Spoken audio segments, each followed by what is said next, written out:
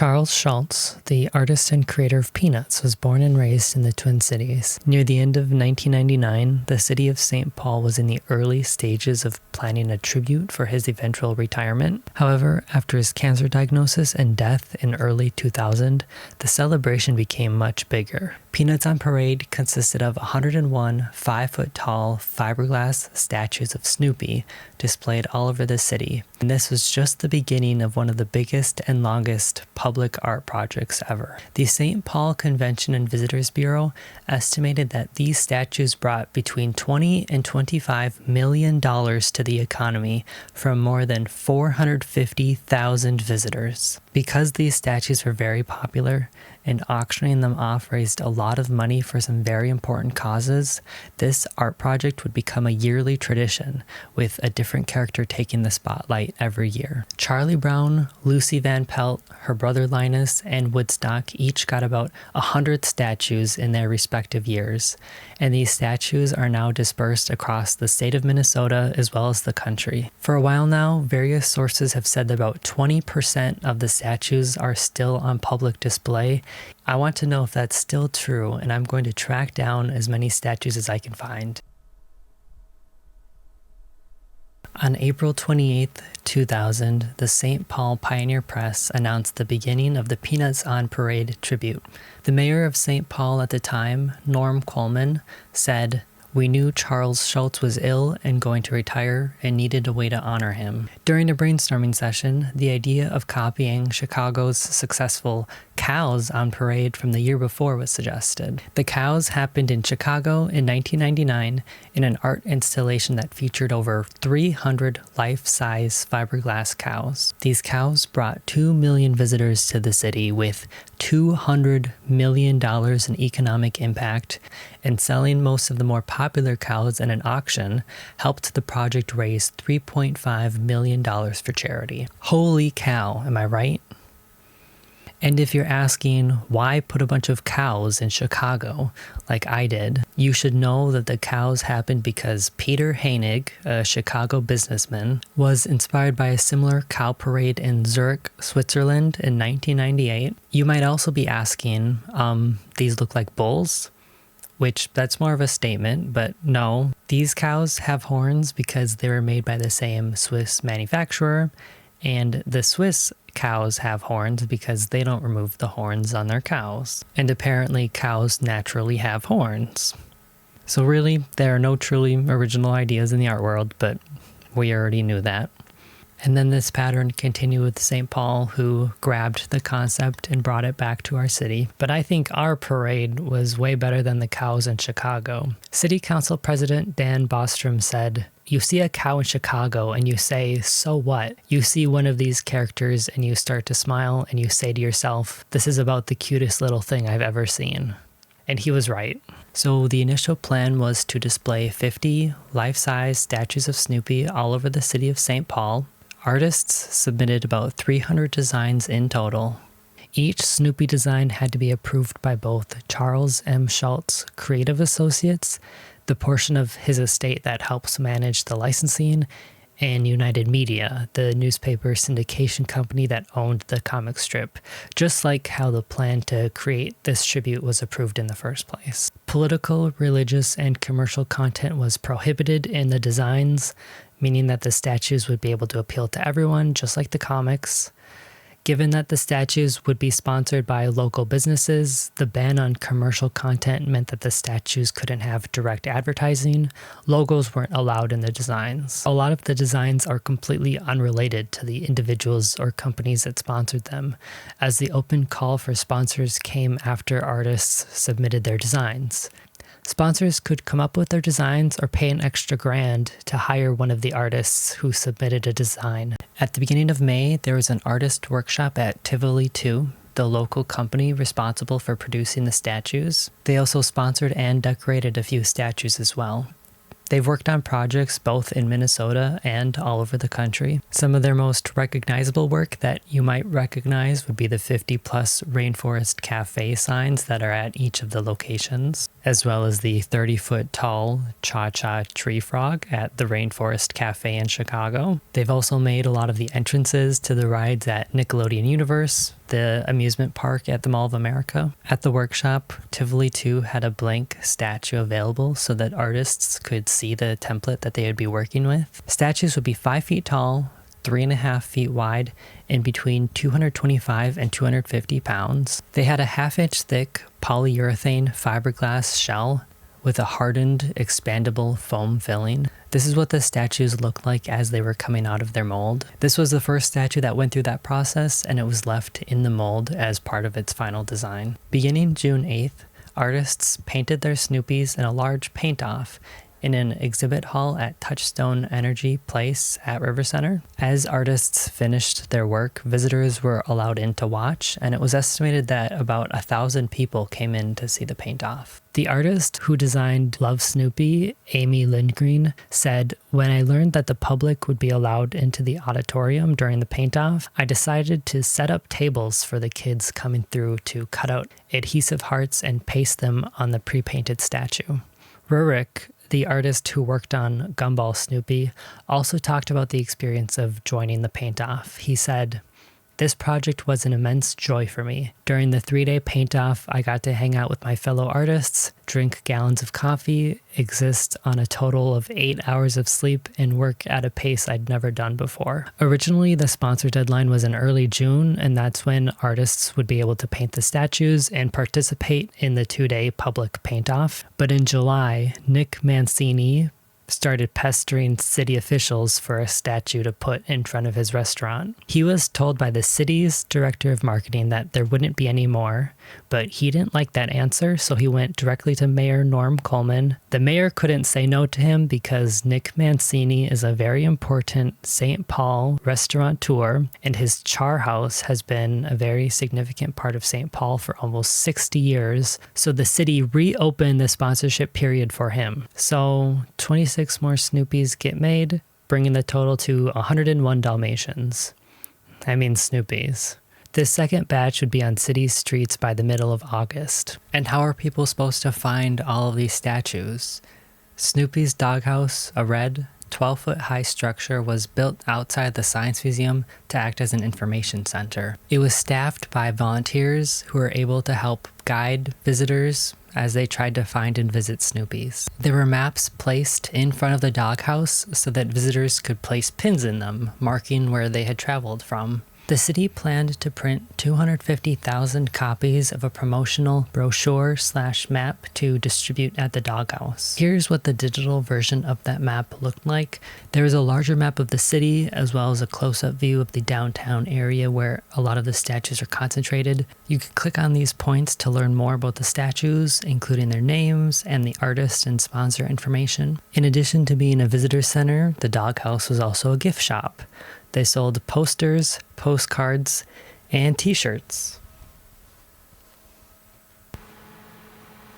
Within a month, the city sold $80,000 worth of this merchandise. Near the end of the year, there was another piece of very popular merchandise, a videotape made by Craig Schultz, the son of Charles Schultz. At the time, this 28-minute video was the only official piece of memorabilia that included all 101 Snoopy statues. I also need to mention a couple Snoopy statues that were highly publicized and helped promote the tribute. Explorer Snoopy was a very elusive Snoopy. It was attached to the top of a 1964 Land Rover. His ears were 13 feet off of the ground. He never stayed in one place for long, making public appearances at community parades and other gatherings. When not out and about, this Snoopy was kept in a secret underground location, making it very hard to see or photograph him. Another promotional statue was Snoopy Reflecting Us All. This Snoopy was completely covered in mirrors, more than 5,000 of them. A camera was pointed at this statue, capturing everyone who walked up to it to see their reflection.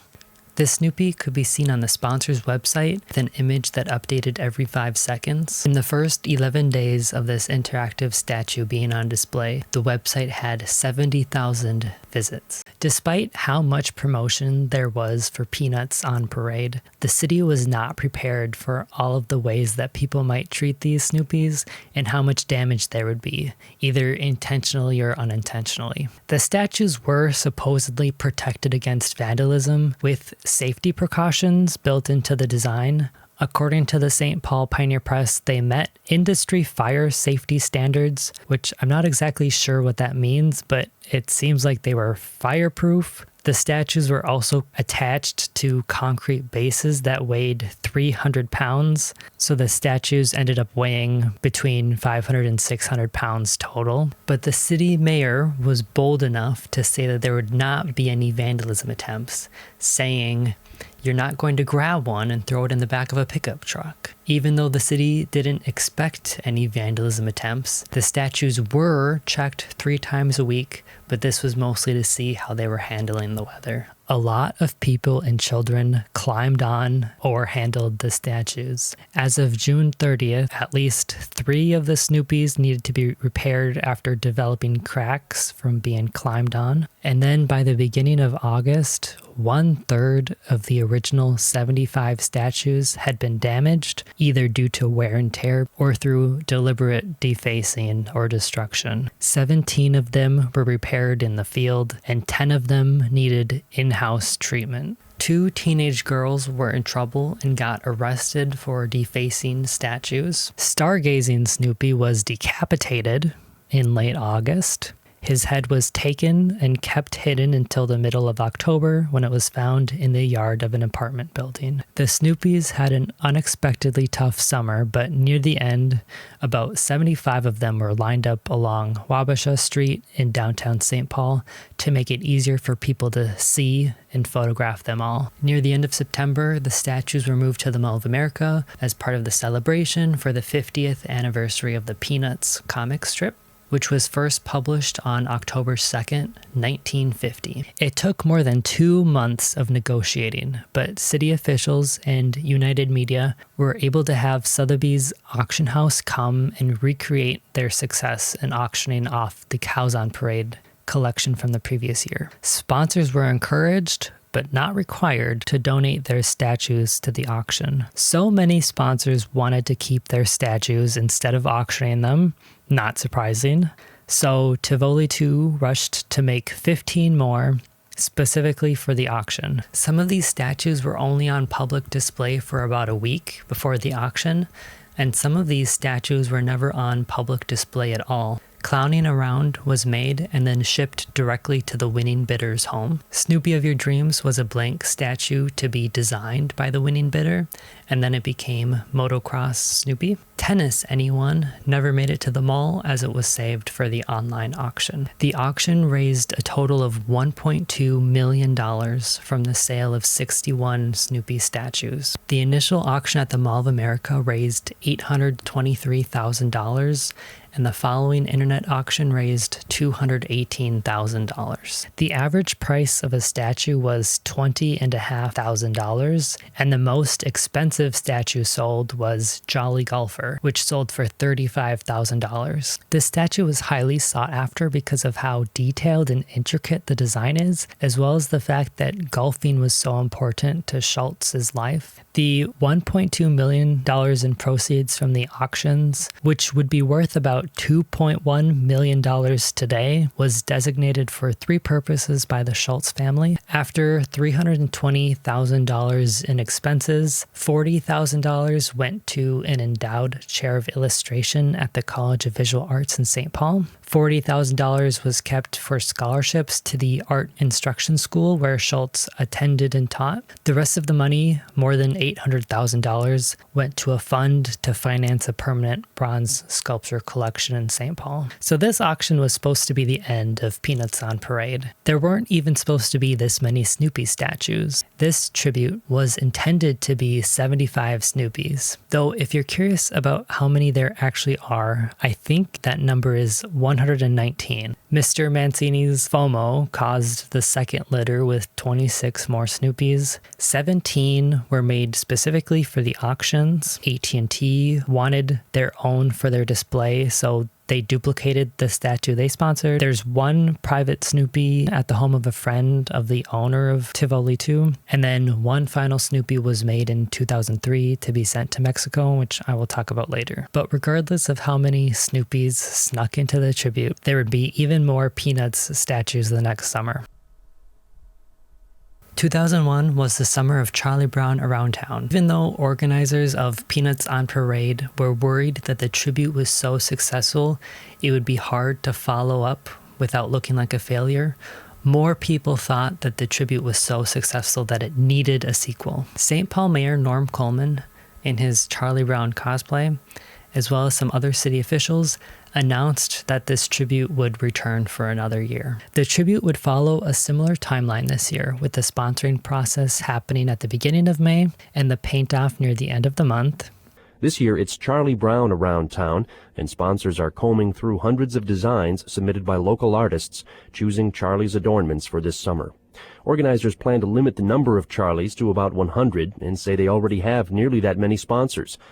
The Charlie Brown statues would go on display at the beginning of June, and all the statues would be gathered downtown in September and then moved to the Mall of America for the auction in October.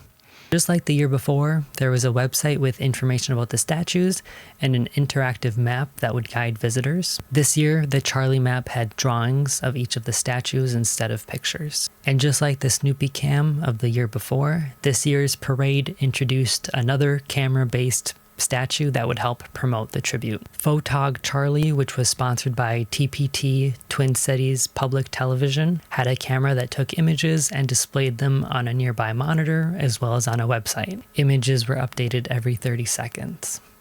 Newspaper articles publicizing this statue even gave instructions for how people could share their visit with the world and keep a permanent memento. The first suggestion was to pre-arrange a time with a friend who would log on to the TPT website, capture your picture, and save it on their computer. The second way was to call a friend from a cell phone when at the statue. There were a few changes that happened for this year's tribute. The biggest change was that the cost to sponsor a statue increased, and almost all the statues were made and sponsored in one batch this time. An unpainted Charlie Brown would cost $3,600, which was $500 more expensive than the Snoopy. There was also a quote-unquote donation fee if a sponsor was planning on keeping their statue instead of donating it to the auction. $4,000 for repeat sponsors or $6,000 for new sponsors. Something new that was added to the tribute this year was that at the information booth, you could buy $1 raffle tickets for the chance to win one of the Charlies, Lucky Chuck. The raffle tickets were sold by the crew responsible for this year's traveling statue, St. Paul's Man About Town. One more change was in how the statues were made. Because the Snoopies were both accidentally injured and intentionally vandalized, the Charlie statue template included stronger steel reinforcements and fewer appendages. But still, statues this year continued to get damaged from overeager fans as well as vandals. It's a Love Connection, Charlie Brown, who has lipstick marks painted on his forehead, collected real lipstick marks and had to be regularly cleaned. In fact, 2 interns were hired to tend to the statues over the summer, and these interns would also drive the traveling Charlie statue. In 2002, the maintenance of one specific Charlie statue was left up to Girl Scout Troop 1252 of Forest Lake Elementary. This statue ended up in Hardwood Creek Library in Forest Lake. Each week, one of the girls was tasked with visiting him and wiping off the fingerprints, dust, and dirt. Near the end of the summer, 15 statues were brought to the State Fair for Charlie Brown Day. They were on display in Carousel Park in front of the grandstand. All the statues were meant to be gathered downtown until the blockhead party and auction at the Mall of America. Of the 102 Charlies, 64 statues were donated to the auction. There was only the in-person auction this year, and the rest were returned to their sponsors. However, the party ended up being postponed because of some terrorist attacks that happened in September that year. The auction was delayed 5 weeks and was adjusted to help raise money for the victims as part of the American Red Cross relief effort.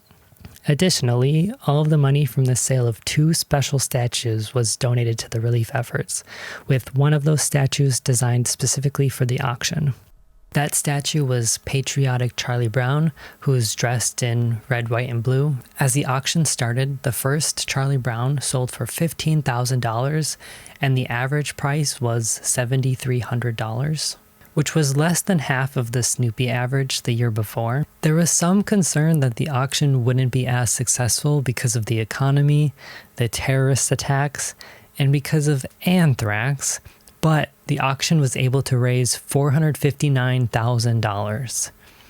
While we look at the rest of the Charlie Brown statues, I wanted to share some more information about Charles Schulz. This is not a complete biography, but just some interesting facts about him and his life. Schulz was born in 1922 in Minneapolis, Minnesota. As a newborn, he was given the nickname Sparky after a comic strip horse named Sparkplug. Growing up, he would read comics with his dad. Charles Schulz had a dog with unique behaviors that would inspire his first cartoons and eventually inspired Snoopy. Spike, who was a black and white pointer, would ring the doorbell. He could understand more than 50 words, and he had an uncanny ability to eat sharp objects without getting sick. His first published drawing, he meaning Schulz, not the dog, was published when he was 15, and it was a submission to Ripley's Believe It or Not. As a high school graduate, Schulz was afraid to go to art school. He couldn't see himself sitting in a room where everyone else could draw better than him. Instead, he was protected by sitting at home, drawing, and mailing his drawings to the newspaper. He also didn't consider himself particularly skilled enough to become either an author or an illustrator. My entire background made me well suited for what I do. If I could write better than I can, perhaps I would have tried to become a novelist and I might have become a failure. If I could draw better than I can, I might have tried to become an illustrator or an artist and would have failed there. But my entire being seems to be just right for being a cartoonist. Schulz worked briefly for the St. Paul Pioneer Press, which published his early cartoons called Lil Folks until they got syndicated. He had to change the name of his comic because there were already 2 comics with similar names, Lil Abner and another comic called Little Folks. Peanuts was suggested based on the phrase peanut gallery because the comics were a peanut gallery for life. Schulz hated this name change, saying, "It's totally ridiculous, has no meaning, is simply confusing." United Feature Syndicate shared the first Peanuts comic strip on October 2nd, 1950 in 9 newspapers. Charles Schulz left Minnesota in 1958. He only came back to Minnesota twice, for the opening of Camp Snoopy in Mall of America in 1992, and then again in 1994 for a fundraiser for service dogs. Schulz helped cement the 4-panel comic strip standard in the 17,892 comics that he made. At its peak, the comic was printed in 2,600 newspapers in 75 countries, in 21 languages, for an audience of 355 million readers. His final original strip was published on February 13th, 2000, one day after his death. To wrap up this Charlie section, I have to show you some more VHS footage. This was a 35-minute video that showed 102 Charlie Brown statues, and once again made by Craig Schulz. This was the last year they made them, and I have to assume this year's VHS did not sell as well as the Snoopy VHS. I think the editing style and the visual effects may have had something to do with that. Is Charlie Brown in the Matrix? 2002 was the year of Looking for Lucy. I imagine this headline was worded this way because of alliteration, but I think it's a bit goofy. Why is Lucy being chucked? This is probably my favorite year of the tribute. There are so many great Lucy statues. After having some experience with the last 2 years of designing and painting statues, artists and sponsors became familiar with the process, and they had to get even more creative with their designs this year.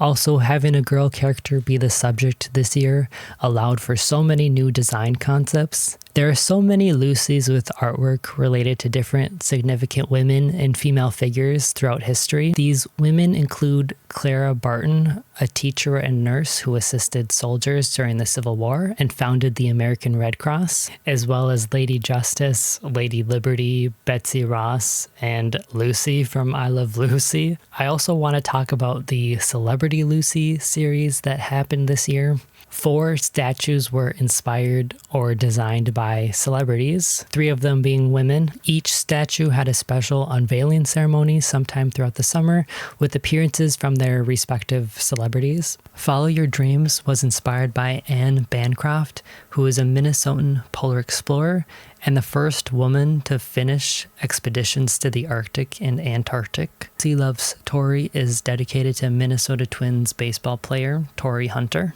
Olympic Charmer is designed by and based on Peggy Fleming, an American figure skater and Olympic gold medalist. The 4th celebrity statue was one designed by Mary Grandpré and her husband, Tom Casmer. Mary, who lived in St. Paul, illustrated the American editions of the Harry Potter books. I'm obligated to mention Mona Lucy. The statue is privately owned, so I couldn't see it, but I have to show it off because I think it's absolutely genius. It's the perfect punny concept, and Lucy's face fits so perfectly in the Mona Lisa painting. This is probably my favorite statue, but there are just so many designs that feel like the artists had so much fun with this year's template. Something fun that happened during the paint-off this year is that 3 of Charles Schulz's grandchildren painted their own Lucy. Here's another image from the paint-off. The statue in front is called Looking for Schroeder. A fun fact about this statue is that it was a popular place for wedding pictures this summer. And then this was the artist Bill Hosko doing touch-ups before the auction. You might be able to see where this is going. The Lucy statues this year experienced a lot of damage, just like the previous 2 years. Some simpler repairs included replacing missing parts. The Lucy that I just showed you, the gem on her wedding ring went missing. Some small pieces disappeared from a few other Lucy statues.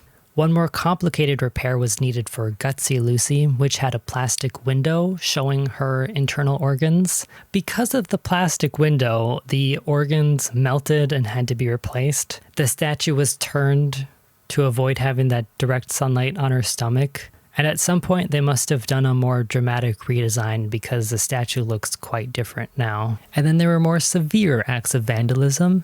An entire Lucy statue was abducted. Lines of Lucy was missing from her spot in a Highland Park neighborhood. There weren't any drag marks in the area, so the statue was probably moved by someone with equipment. A replacement was made for the statue, but the concrete slab base turned up near a high school, and then after about 12 weeks, the statue itself was found at a construction site where it was left overnight. So now there are 2 of these statues out and about in this world, and I managed to see the duplicate.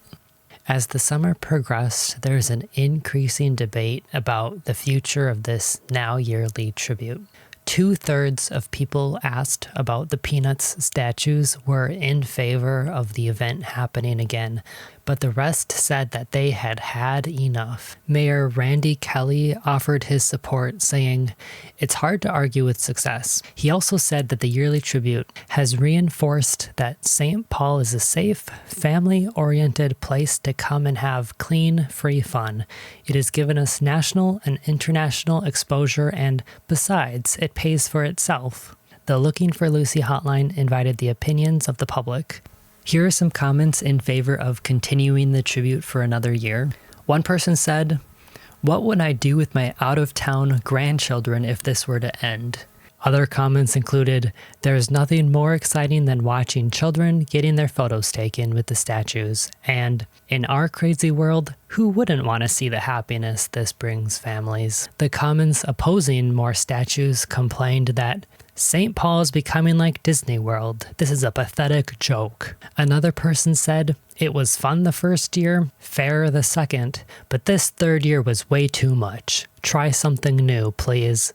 The people organizing the tribute every year waited until after the auction to officially make the decision, but Sotheby's auctioneer C. Hugh Hildesley jokingly told the crowd that he would be 125 years old by the time the last Peanuts character was auctioned off. The auction raised $232,000 from 56 of the 109 Lucy statues being sold, with most statues going for between $2,000 and $4,500. This decrease in the selling price and the overall decrease in the money raised by the auction was attributed to the state of the economy. But even though bidders weren't as willing to spend as much money buying these statues at the end of the summer, there had been more visitors than ever before. Almost 1 million people came to see Lucy's statues, compared to the 700,000 people who visited the year before and the 450,000 visitors for Snoopy. One notable Lucy statue that was auctioned off was Truffle Heaven. It was purchased by a couple who bought it in memory of their daughter Lucy, who died in 1999 when she was just 2 days old. The statue has been on display in a park near Bayview Elementary School in Waconia. She was temporarily removed so she could be sanded down and repainted, as the statue had been quite worn down by years of harsh weather. She has a different design now. The swirls on her dress spell out the names of the 4 family members. This is a smooth transition to the part of the video where I talk about Camp Snoopy. Can't talk about the connection between Peanuts and Minnesota without talking about Knott's Camp Snoopy. When the Mall of America opened in Bloomington, Minnesota in 1992, it was giant. If someone spent 1 minute at every store in the mall, it would take them 4.5 hours to see all of them. To this day, it continues to be big.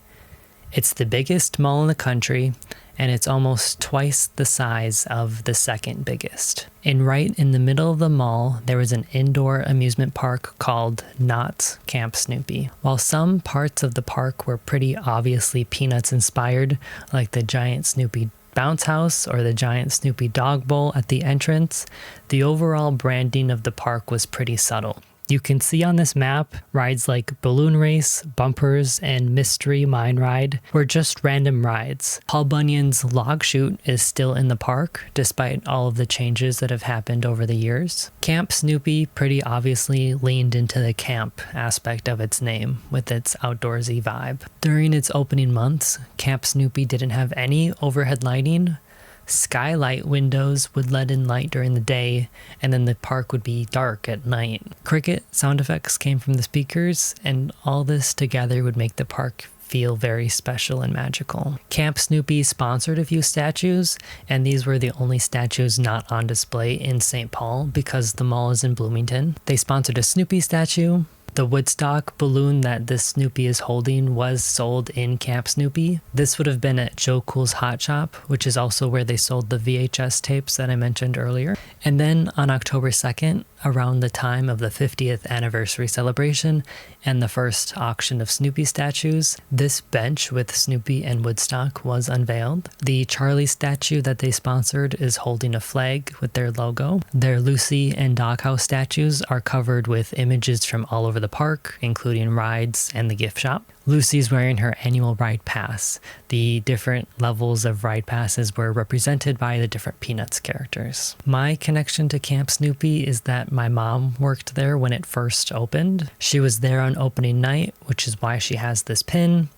But she had no idea Charles Schulz was there for the grand opening, and she didn't find out until we saw this picture at the exhibit. She was an underappreciated employee, but sometimes got some credit. For example, on March 26, 1994, she was part of the record-setting team on the Log Chute. They put hashtag 950 people through 1 hour on that ride. I don't have a reference for how many people are typical for this ride, but apparently this was impressive enough to warrant a superior work performance memorandum. Also, Knott's Camp Snoopy, a Mintertainment company. It is so goofy. This slogan eventually disappeared when Camp Snoopy underwent some changes, and in 2006, Camp Snoopy was killed because the mall was unable to reach a deal to continue using the Peanuts brand. And because the branding was pretty minimal to begin with, like I mentioned before, the park pretty much continued operating without interruption as the branding was removed and it was renamed to the park at the Mall of America. Eventually, there was a new brand deal, and at that point, there is a significant transformation and overhaul of the entire park for when it became Nickelodeon Universe in 2008. RIP Camp Snoopy.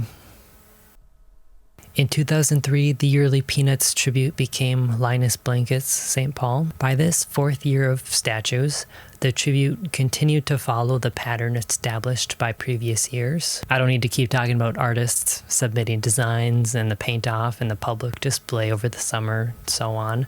But I do have something interesting for this year. I managed to find images of the Linus paint off. I don't know why, but I think it's so interesting to see the statues in this state. This statue was designed by Linus Maurer, the namesake of the character. He would also attend the auction, which, speaking of, the auction this year included 42 of 92 statues made for Linus Blankett's St. Paul, and it raised $153,000. Prices ranged from $1,900 to $8,000, with the average price being almost $4,000. Because of the economy at this time, only 92 individuals, companies, businesses were willing to spend between $3,500 and $6,000 to sponsor a statue.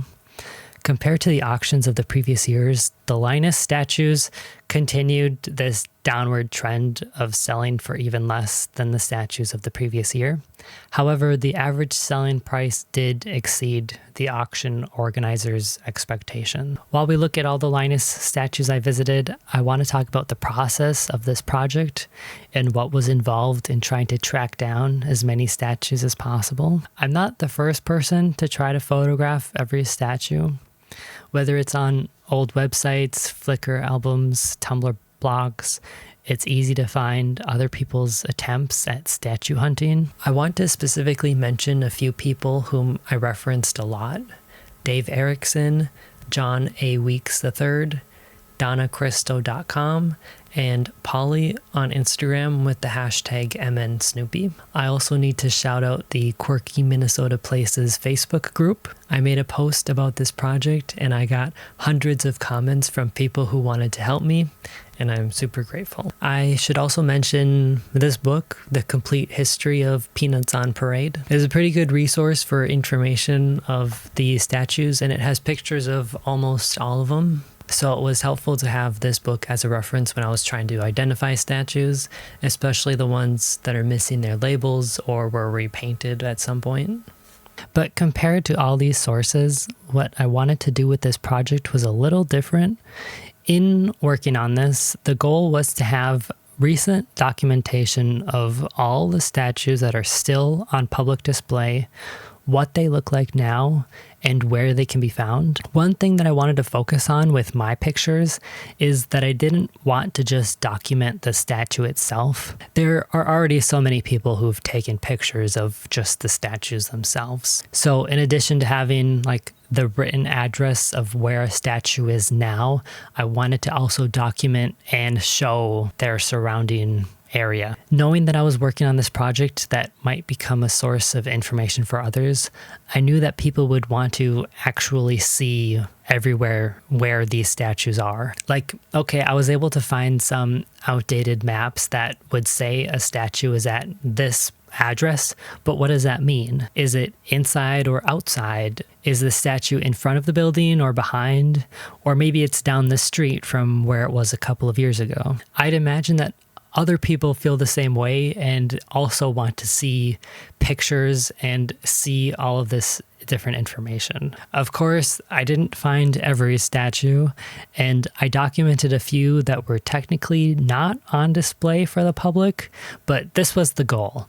I wanted to get as close as possible to figuring out how many statues are still on display for the public in 2024 and document and map them in one singular cohesive project. The first thing I did was go to the exhibit at the Minnesota History Center, The Life and Art of Charles M. Schulz.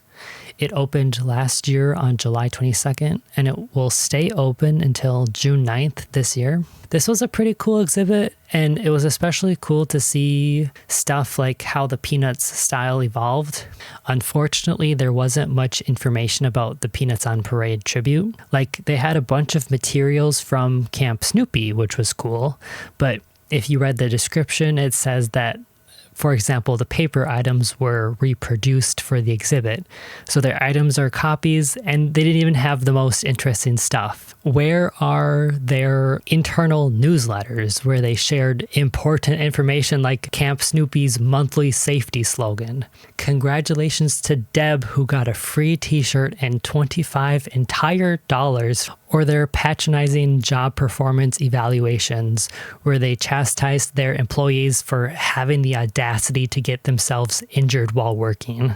And no employee uniforms? I'm a simple person with simple pleasures. I just want to see objects that existed a long time ago, and I also think a museum should have more objects than I do. Also, compared to the ages of objects that usually exist in museums, these things aren't even that old at all. But they did have a Doghouse statue, so that was pretty cool. After I saw the exhibit, I did a lot of research, and I tried my best to document and organize it all. I wasn't sure what information I'd end up using for this video, and information about more than 500 statues adds up quickly. I kept track of artist and sponsor information for each statue, where they were displayed originally and where they might be displayed now. I tried to make a list of the statues I'd be able to visit and map out in the most efficient way to see them. I sifted through hundreds of newspaper articles online to get all this information about the tribute. I mostly referenced the St. Paul Pioneer Press, and most of those articles were written by a man named Carl J. Carlson. So really, I should just say that I referenced Carl. Some of the other newspapers that I looked at included the Minneapolis Star-Tribune, the LA Times, the Woodbury Bulletin, and the Forest Lake Times. I went to George Latimer Library in St. Paul to be able to access the newspaper microfilms to get the images from the newspapers. And this is what that looked like if you're curious.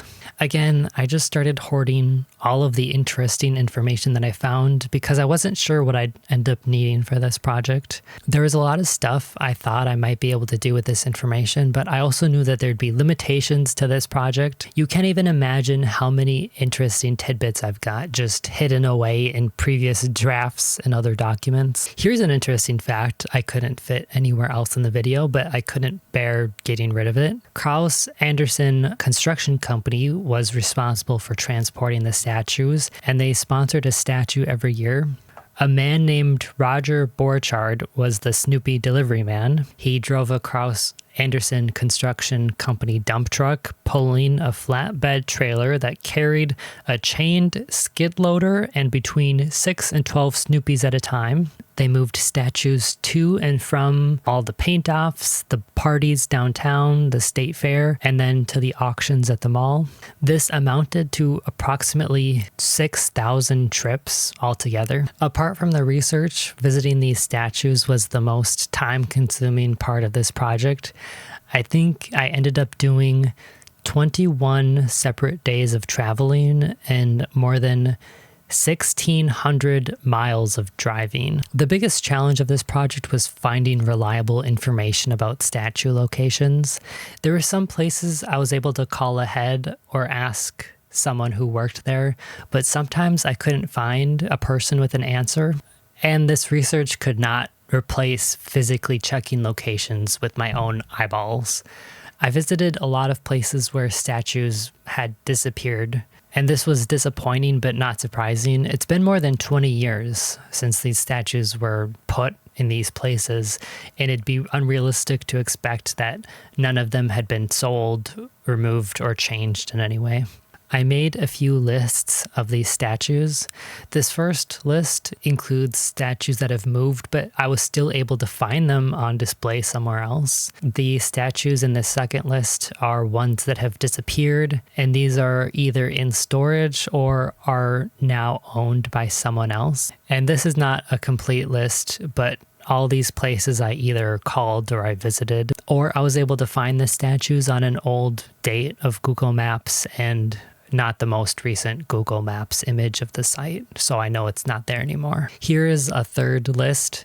I think these statues are all just gone, and based on pictures and information I found, I think they were probably disposed of because of how much they were damaged. Someone took this picture of a Charlie Brown in a dumpster. This Doghouse statue I visited was actually destined for the same fate. You could say it was on the chopping block, literally. Someone saw it getting chopped up and they rescued it and they put it back together, and they have it in their front yard now. Why don't we transition to 2004, the Doghouse Days of Summer? There were some concerns about this tribute overstaying its welcome, so while there was some indecision about whether it would continue for another year, it was clear that if it did happen in 2004, it would be the final year. Craig Schultz, the son of Charles Schultz, said, "We wish it could go on forever, but we've accomplished our goals, and it is better to end on a high note than let this dwindle away." The template for this year meant for 104 official Doghouse statues with Snoopy and Woodstock on top was quite different than the statues of the previous years. Rather than one life-size character, this was a completely different kind of canvas for artists to work with. When coming up with possible designs for this final tribute, they experimented with just having Woodstock by himself, having Woodstock with Snoopy, or having the two of them at the Doghouse. Linus was only chosen for the 2003 tribute over Woodstock because organizers were worried that a tiny bird-like Woodstock, when enlarged to the same scale as the other characters, would look like Big Bird from Sesame Street. Here's Randy Johnson of Tivoli 2 with the design prototype for the Doghouse. Because of all the flat surfaces of the Doghouse, artists could incorporate different types of concepts into their designs. And it feels like this different template gave new energy and creativity to the artists. One example, a lot of the Doghouses were miniature buildings, kind of matching a lot of the places they were originally displayed. One statue that I think was especially creative is this one, which unfortunately isn't in the best condition anymore. It was made by Bill Hosko, the same artist who made Lucy in the Wedding Dress. He said, "This design came to mind as soon as I viewed the base design. Snoopy is embarrassed about something and Woodstock is lecturing him." The Halloween special showed Snoopy flying his doghouse in World War I combat and being shot down. Well, in this case, the doghouse crashed into the top of the Woodstock family tree. The branches are made out of metal plates, pipes, and rebar that were welded together after the artist spent 3 days in a scrap metal yard. A wood prototype of the doghouse was used to make sure the metalwork would be the right size, and then it was all assembled and finished during the paint-off. I did manage to find some more pictures of the paint-off this year, and here's what the Doghouse statues looked like when they were lined up along the west side of the Landmark Center before being auctioned off at the end of the summer. The final Peanuts on Parade auction sold 25 of the 104 Doghouse statues, raising $235,450. The lowest bid was $5,500, and the average price of a statue was $9,418. While the Doghouse Days of Summer would be the final year of the tribute in St. Paul, the tribute would be continued by the city of Santa Rosa, California, which is where Charles Schultz lived the rest of his life. It's Your Town, Charlie Brown featured 55 statues of Charlie Brown in honor of the 55th anniversary of the Peanuts comic in 2005. There was the Summer of Woodstock in 2006, Joe Cool's Summer in 2007, and Look Out, It's Lucy in 2010.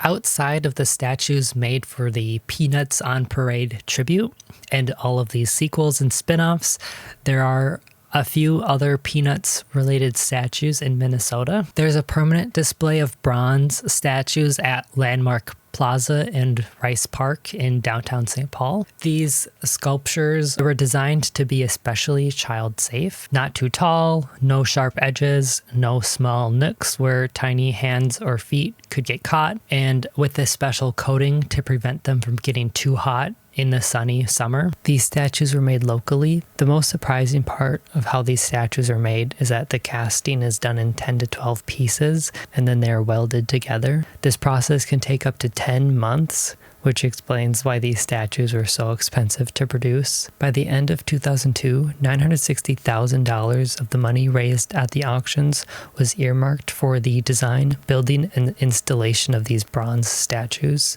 $170,000 was set aside for the permanent maintenance of the bronze, with 5% each year going to the city parks department to cover the upkeep. In addition to these bronze statues, there were some other Peanuts statues in Rice Park, but these were only on display for a couple of months for the 2014 Major League Baseball All-Star Game. I don't know anything about baseball, but there have been baseball-themed statue displays in the host city of all the recent All-Star games. So when the All-Star game was hosted at Target Field in Minneapolis, of course, there had to be some more Peanuts statues. There were 10 statues: Snoopy's sister Belle, Franklin, Marcy, Peppermint Patty, Pigpen, Schroeder, and all the other characters we've gotten used to seeing everywhere. After the game, they were auctioned off. These statues have no connection to the Peanuts on Parade tribute, but the reason that I mentioned them is that while I was driving around, I managed to see Franklin in Stillwater, so that was pretty cool. There are also a few Peanuts statues that have managed to leave the country. These statues were sent abroad, basically in exchange for some other cool works of art. One of these statues was Ambassador Snoopy, or Fisherman Snoopy. St. Paul Mayor Randy Kelly and a delegation of 30 others took the statue as a gift from the St. Paul Sister City Committee and the City of St. Paul to the city of Manzanillo, Mexico, which became one of St. Paul's sister cities in 2002. St. Paul has had 12 sister city relationships, consisting of formal agreements with cities including Changsha, China, Modena, Italy, and Nagasaki, Japan. Snoopy is holding a sailfish in one hand and a walleye in the other, which is the Minnesota state fish. The fishing theme is important because it's what these two cities have in common. Manzanillo is the largest seaport in Mexico and is known as the sailfish capital of the world. Minnesota, with our almost 12,000 lakes, is known for its fishing. According to the Minnesota Department of Resources, Minnesota is first nationally in fishing license sales per capita each year, with as many as 1.5 million fishing licenses being sold every year. So this Snoopy went to Manzanillo, and it was on display at El Centro, near the water behind their giant blue sailfish. And then we got a miniature replica of their sailfish, Pez Vela. Unfortunately, just like the Snoopys here in St. Paul, their Snoopy statue experienced some vandalism and theft, so it was put into storage in 2009. But as of 2021, it was put out on display again near their city hall, where it could be monitored more closely. There's also a group of statues that traveled across the ocean to Changsha, China, which is also a sister city to St. Paul. The Minnesota-China Friendship Garden Society received special permission to create these brand new statues, so they made Joe Cool as Snoopy, Charlie Brown, Linus, Snoopy on a doghouse covered by a Chinese brush-style painting, and Lucy in a Hmong dress. Changsha is an ancestral home to the Hmong community, and the Twin Cities has the largest urban Hmong population in the United States, with more than 94,000 Hmong people in Minnesota. In exchange for these Peanuts statues, Changsha donated a replica of its Iwan Pavilion, one of the 4 most famous pavilions in China, which was installed at Feilin Regional Park. As I wrap up this video, I want to show off some of the bigger collections of statues that we have. There were a few businesses that managed to sponsor many statues. Keys Cafe sponsored 5 statues, one every year of the tribute. Custom Drywall sponsored 5 statues. 2 Lucys, 2 Linuses, and a Doghouse. The Charlie statue that they have was sponsored by someone else and it had a different design, but they gave it a Minnesota Twins baseball uniform makeover. And their Snoopy was originally sponsored by 3M, which has its headquarters in Minnesota. Its name is a pun between Scotchgard, a 3M product, and Scottish plaid clothing. There is also one man who, as far as I'm aware, has the largest private collection of statues. He has acquired Snoopy, Charlie, Linus, and 4 Lucy statues. And throughout this video, his statues were labeled as being at a residence in Ham Lake. The Minnesota Wild, our NHL team, sponsored a statue every year of the tribute, so there are statues at their XL Energy Center stadium.